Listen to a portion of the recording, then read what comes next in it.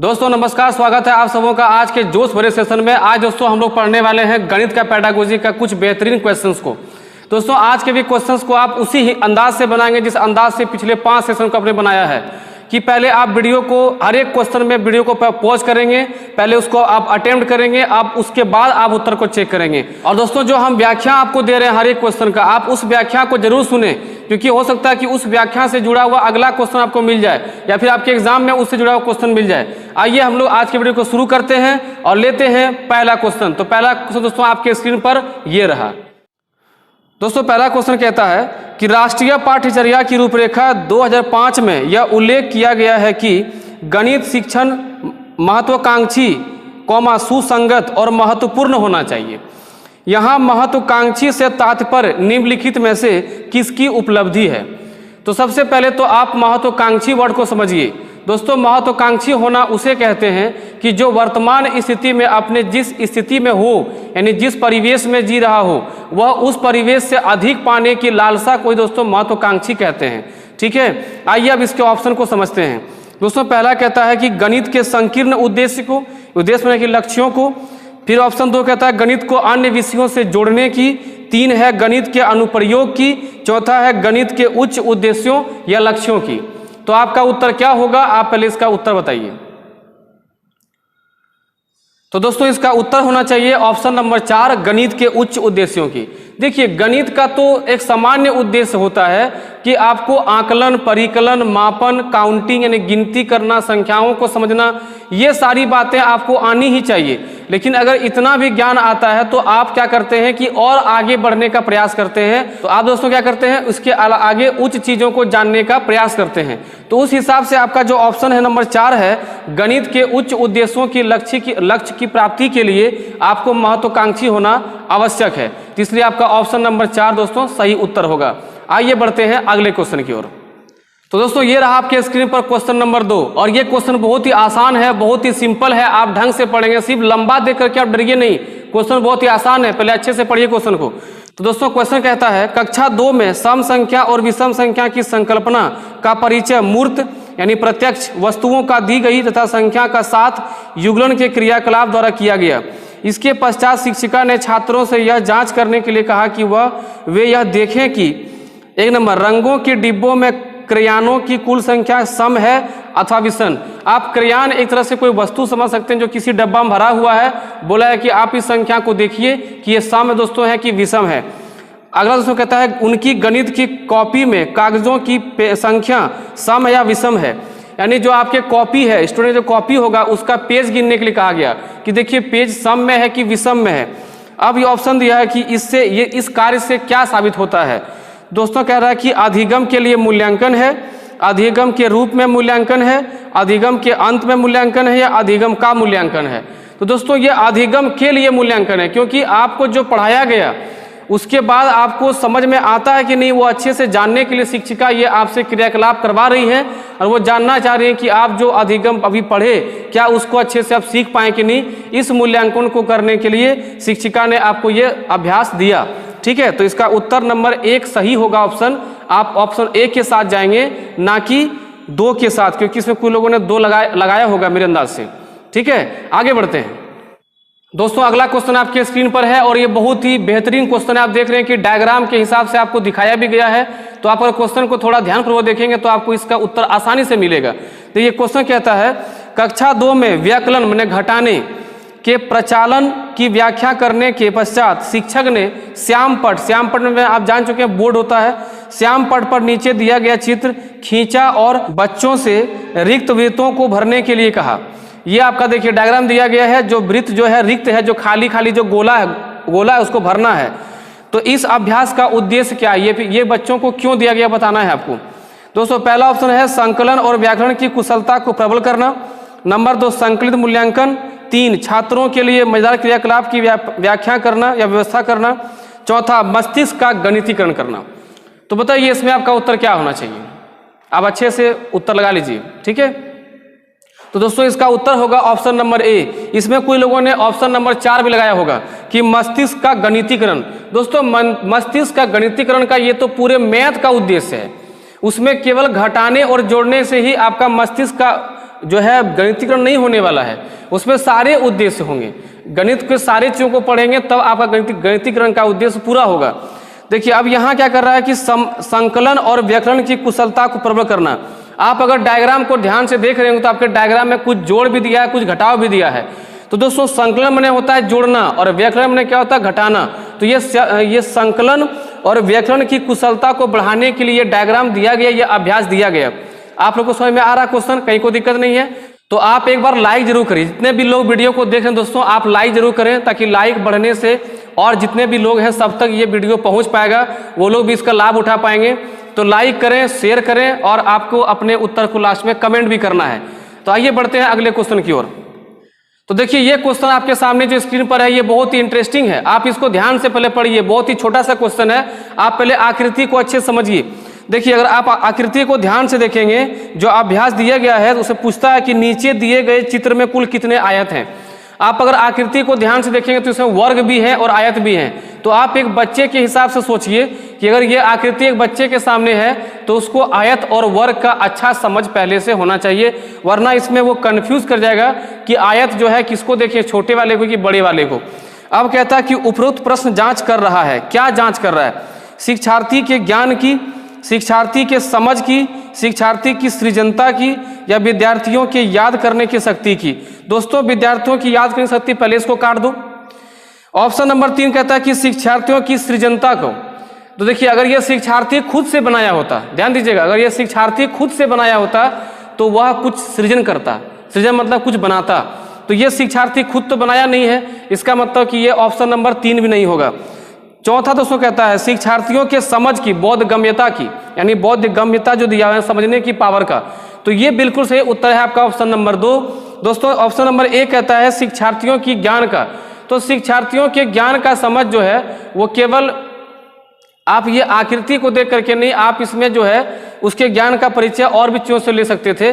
ज्ञान को जानने के लिए कई चीज़ें हैं, लेकिन आप यहाँ जो अभ्यास दिए हुए हैं उसमें चाह रहे हैं कि हम जो चैप्टर पढ़ाए हुए हैं, जो क्षेत्रमिति पढ़ाए हुए हैं, जो रेखा गणित पढ़ाए हैं, उसकी समझ बढ़ा कि नहीं, तो उसकी समझ के लिए हम उसी से जुड़ा हुआ आपको अभ्यास मिल रहा है, इसलिए इसका उत्तर होगा ऑप्शन नंबर 2।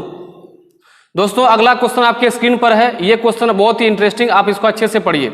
दोस्तों कहता है कक्षा 3 में गुणन की इकाई में अनुमोदित मूल संकल्पना है। यानी गुणा के बारे में जो समझना है, अभी गुणा की इकाई बने, गुणा के बारे में जो चीज़ बताना है, गुणा को समझाने के लिए उसमें क्या अनुमोदित मूल संकल्पना है। 1 नंबर कहता है कि 2 अंकीय संख्या को 2 अंकीय संख्या से गुणा करना। 2 नंबर कहता है गुणन के गुणधर्म। देखिए यहाँ लिखा हुआ दोस्तों क्रय गुण, उसको क्रय गुण से आप काट के उसको क्रम गुण कर दीजिएगा, क्रम गुण, ध्यान दीजिएगा क्रम गुण। और समूह गुण। नंबर 3 दोस्तों कहता है गुणन पर आधारित शब्द समस्या। 4था नंबर कहता है कि 3 अंक के समस्याओं को 10 से गुना करना। आप पहले इसका उत्तर लगा लीजिए। तो दोस्तों इसका उत्तर होगा ऑप्शन नंबर 2। गुणन के गुणधर्म जो हैं वो होते हैं क्रम गुण और समूह गुण। देखिए क्रम गुण पर समझिए, समूह गुण तो आप जान ही रहे हैं कि भाई 2 संख्याओं लेना, उसको जो है सामूहिक रूप से जो है गुना कर देना। लेकिन जैसे किसी को आप सिखा रहे हैं कि 4 गुने 3 कि बाबू 12 होता है, तो आप उसको पलटा दिए कि देखो 3 गुने 4 भी कितना होता है, 12 होता है। यानी कि क्रम जो गुण होता है उसका ये मतलब होता है कि अगर आप किसी संख्या के क्रम को भी उल्टा पुल्टा कर देते हैं कि आगे वाला को पीछे, पीछे वाला को आगे भी कर देंगे, तो भी उसके गुना के जो मान होंगे उस पर कोई प्रभाव नहीं पड़ेगा। इसी को हम कहते हैं क्रम गुण। ठीक है, आइए बढ़ते हैं अगले क्वेश्चन की ओर। तो दोस्तों अगला क्वेश्चन आपके स्क्रीन पर है और ये क्वेश्चन थोड़ा सा टेक्निकली आपको डिस्टर्ब कर सकता है, तो आप इस सवाल को अच्छे से पढ़ करके उत्तर देने का प्रयास करेंगे। देखिए क्वेश्चन कहता है भिन्न की इकाई से शिक्षक ने छात्रों से किन्हीं 5 भिन्नों की सूची बनाने के लिए कहा। यह प्रश्न संकेत करता है, यानी अगर यह अभ्यास दिया गया बच्चों को तो यह प्रश्न किस और संकेत करता है। ऑप्शन ए कहता है कि सोचने के उच्च स्तर को। 2 नंबर कहता है विश्लेषणात्मक सोच को। 3 कहता है त्रिविमीय या आकाशीय सोच को। 4 कहता है सोचने के निम्न स्तर को। आप पहले अपना उत्तर लगा लीजिए, वीडियो को पॉज करिए, उत्तर लगा लीजिए, उसके बाद आप मेरा उत्तर सुनेंगे। चीटिंग नहीं करेंगे, चीटिंग करने से कोई फायदा नहीं है। आपका एग्जाम बिल्कुल सामने है, आप जितना अच्छे से मेरे साथ जुड़े रहेंगे, इतना अच्छे से आप मेरे साथ प्रैक्टिस करेंगे और पूरे ऑनेस्टी के साथ, तो वो आपको काफ़ी फायदा करेगा। दोस्तों इसका उत्तर होगा ऑप्शन नंबर 4, सोचने के निम्न स्तर को। देखिए ऐसा क्यों होगा। सबसे पहले ऑप्शन नंबर ए पे आते हैं, कहता है सोचने के उच्च स्तर को। दोस्तों सोचने का उच्च स्तर तब होता कि जब भिन्न के इकाई को समझाने के बाद शिक्षक जो है भिन्न के कुछ और अलग तरह के कुछ सवाल जो थोड़ा सा उससे लेवल बढ़ा करके लेकिन उसी अवधारणा से जोड़ के पूछता, तब आप वहाँ पर उसको सोचते उच्च स्तर को। जैसे कि भिन्न सिखा करके भिन्न का जोड़ पूछ देता, तो ये उसका उच्च स्तर होता, ठीक है। लेकिन बस भिन्न समझा करके बस बोला कि किसी 5 को भिन्न का सूची बताइए। जैसे आपको पढ़ा दिया हुआ कि 1/4 क्या भिन्न है, तो आप 1/3, 2/5, 3/7 करके भी आप कई भिन्न लिख सकते हैं। तो ये जो है वह सोच का निम्न भिन्न है, नीचे का भिन्न है, तो सोचने का निम्न स्तर को दिखाता है। 2 नंबर कहता है कि विश्लेषणात्मक सोच को, ये तब होता जब अब वो कहता कि भिन्न पढ़ाने के बाद अब वो भिन्न के सारे अवधारणाओं को समझाने के लिए कहता, तब बच्चा उसका विश्लेषण करता, ठीक है। देखिए 3 नंबर कहता है कि त्रिविमीय या आकाशीय सोच को। दोस्तों भिन्न पढ़ाने के बाद अगर शिक्षक ये पूछता कि भिन्न से जुड़े हुए और कितने तरह के सवाल हम कर सकते हैं, तो ये होता आकाशीय सोच, मैंने अलग अलग दिशाओं में सोच पाना, अलग अलग तरह से एक कॉन्सेप्ट को सोच पाना। तो इसमें उत्तर होगा आपका ऑप्शन नंबर 4, ठीक है। बढ़ते हैं अगला क्वेश्चन की ओर। तो आइए दोस्तों अगले क्वेश्चन की ओर बढ़ते हैं। अगला क्वेश्चन देखिए बहुत अच्छा है और इसमें आप लोग का जो है अपना बेसिक ज्ञान चाहिए। इस क्वेश्चन को बनाने के लिए जो है आपको पेडागोजी का महारथी होने काम नहीं है, आप जीवन में मैथ को कितना अच्छे से समझ पाए हैं या अपने जीवन से जोड़ पाए हैं, इस क्वेश्चन में आपको वो दिख जाएगा। देखिए क्वेश्चन कहता है किसी अभ्यास में प्रश्न था P से Q तथा R से S रेखाखंडों की लंबाई मापिए। तो बच्चे ने उत्तर दिया AB की लंबाई 5 सेंटीमीटर और AB की लंबाई 3 सेंटीमीटर। यह क्या संकेत करता बताना है आपको। ऑप्शन है संकलात्मक त्रुटि को, 2 कहता कार्य विधिक त्रुटि को, 3 कहता रेखाखंड का नाम AB पढ़ने की आदत के कारण त्रुटि को, 4 कहता पढ़ने की त्रुटि को। अब बताइए कि इसमें आप किसको उत्तर लगाएंगे। आप में से कई लोग इसमें गलती करेंगे, वरना आप पहले अपना उत्तर मारिए, वीडियो को पॉज कीजिए और उत्तर मारिए इसका पहले आप लोग, ठीक है। अब हम क्वेश्चन का उत्तर आपको दे रहे हैं। देखिए इसमें कई लोग जो है उत्तर मारे होंगे ऑप्शन नंबर 4 और कई लोग इसमें उत्तर मार दे होंगे 2 नंबर। दोस्तों पहले हम ऑप्शन छांटते हैं कि कौन कौन सा नहीं होगा। फिर देखिए कहता है संकलनात्मक त्रुटि को। देखिए अगर संकलनात्मक त्रुटि होता तो वो मापन कर ही नहीं पाता, या कार्य विधिक त्रुटि होता दोस्तों तो वो मापन कर ही नहीं पाता।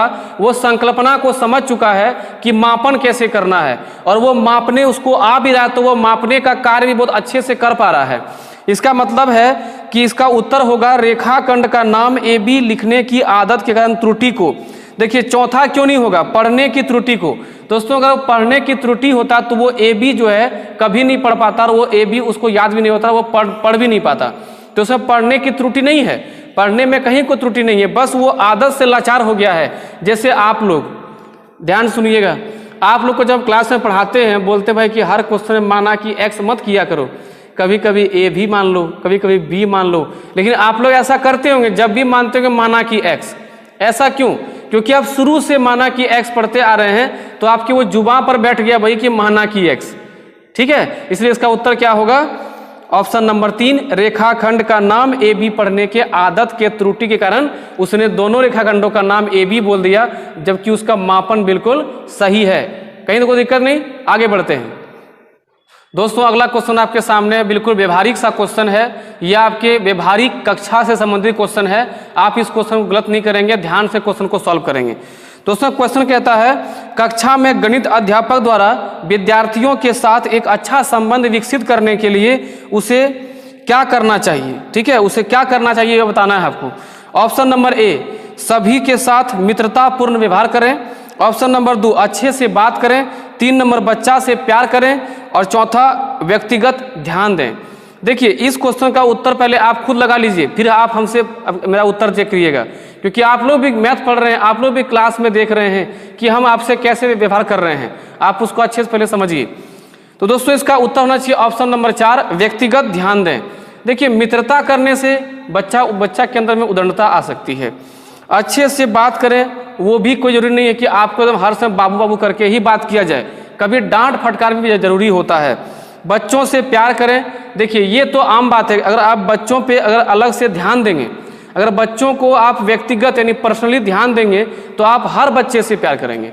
आप एक एज ए शिक्षक आप हर बच्चे से प्यार करते ही हैं। ये शिक्षक का गुण होता है कि आप हर बच्चे को प्यार करें, किसी भी एक को या किसी भी अलग जो है अलग नज़र से नहीं देखें। तो इसका उत्तर दोस्तों ऑप्शन नंबर 4 बिल्कुल सही है। दोस्तों अगला सवाल आपके स्क्रीन पर, आप क्वेश्चन को अच्छे से पढ़िए। ये सवाल भी आपके व्यवहारिक जीवन से जुड़ा हुआ है, क्योंकि आप गणित से जुड़े हुए हैं तो ये गणित के व्यवहारिक ज्ञान से जुड़ा हुआ है। आप इस क्वेश्चन को अच्छे से पढ़ के उत्तर करेंगे। दोस्तों क्वेश्चन कहता है कि एक अच्छा गणितज्ञ होने के लिए डैश जरूरी होती है। नंबर 1 सवालों के उत्तर देने की तकनीक में निपुणता। नंबर 2 अधिकतर सूत्रों को याद करना। नंबर 3 बहुत जल्दी सवालों को हल करना। नंबर 4 सभी अवधारणाओं को समझना, लागू करना और उनमें संबंध बनाना। देखिए इसमें 2 ऑप्शन सबसे पहले आप काट देंगे। पहले आप उत्तर कर लीजिए, फिर आपको ऑप्शन काटना सिखाते हैं। ठीक है, उत्तर कर लिए हैं। देखिए ऑप्शन नंबर 3 जो है कि बहुत जल्दी सवालों को हल करना। दोस्तों ये कंपटीशन के हिसाब से, जबकि आप जो जिस एग्जाम को देने जा रहे हैं ये आपका बच्चा के बारे में बात बोल रहा है कि बच्चे किस हिसाब से जो है गणितज्ञ में होना चाहिए, कैसा वो मैथमेटिशियन होना चाहिए। तो सवालों को जल्दी करना ये कोई मैथमेटिशियन का गुण नहीं होता है, ये गुण आपका आगे चल कर डेवलप होगा।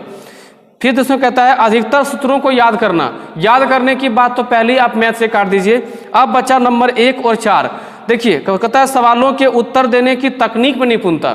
देखिए केवल उत्तर देने के तकनीक में निपुणता होने से काम नहीं चलेगा। यही आप लोगों में भी गड़बड़ी होता है कि आप केवल उत्तर बनाने जानते हैं, जबकि आप कॉन्सेप्ट को रिलेट नहीं कर पाते हैं कि इस कॉन्सेप्ट से भी हम अगले चैप्टर के कुछ क्वेश्चंस को हम सॉल्व कर सकते हैं। ये आपको रिलेट करना नहीं आता है। एक कॉन्सेप्ट को जानने के बाद अगले कॉन्सेप्ट को कैसे समझेंगे ये आपको दिक्कत होती है। तो इसका दोस्तों उत्तर होना चाहिए ऑप्शन नंबर 4 कि सभी अवधारणाओं को समझना, लागू करना और उनमें संबंध बनाना। यह आपका ऑप्शन नंबर 4 बिल्कुल सही उत्तर है। दोस्तों अगला क्वेश्चन आपके स्क्रीन पर, यह आपका आज का सेशन का अंतिम क्वेश्चन 10वां क्वेश्चन है। आप इस क्वेश्चन को भी आप अच्छे से बनाएंगे, ठीक है, और अब इस क्वेश्चन के बाद अपना उत्तर आप सबमिट करेंगे, कमेंट करेंगे, देखेंगे कि आप लोग में से कौन लोग टॉप करता है, किसका 10 में 10 है। देखिए कहता है माप की अवधारणा विकसित करने हेतु अपनाए गए निम्नलिखित कार्यों को क्रम से लगाइए। कि माप को सिखाना है तो उसके कॉन्सेप्ट को अच्छे से डेवलप करना है तो किस क्रम में उसको सिखाना चाहिए, ये क्रम बताना है आपको। पहला बोलता है शिक्षार्थी लंबाई मापने के लिए मानक इकाइयों का प्रयोग करते हैं। नंबर 2 शिक्षार्थी लंबाई मापने के लिए अमानक इकाइयों का प्रयोग करते हैं। नंबर 3 शिक्षार्थी सरल अवलोकन द्वारा वस्तुओं को सत्यापित करते हैं। नंबर 4 शिक्षार्थी मीटरी इकाइयों के बीच के संबंधों को समझते हैं।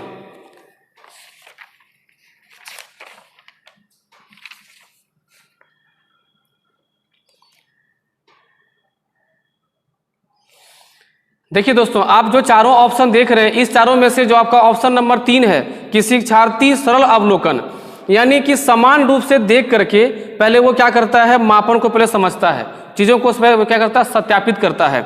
तो आपका ऑप्शन नंबर 3 जिसमें शुरुआत होगा वही आपका दोस्तों उत्तर होगा। देखिए अगर आप ऑप्शन पे अगर ध्यान थोड़ा देंगे तो आपका उत्तर बहुत आसानी से आपको मिलेगा। जब भी आपको कूट मिलेगा, ये सवाल दोस्तों क्या कूट वाला है कि चारों आपको ऑप्शन सजाना है। सजाने वाले क्वेश्चन में आप ध्यान देंगे कि पहला अगर आप ढूंढ लेते हैं, आखिरी ढूंढ लेते हैं तो आप आराम से उस उत्तर को मार सकेंगे।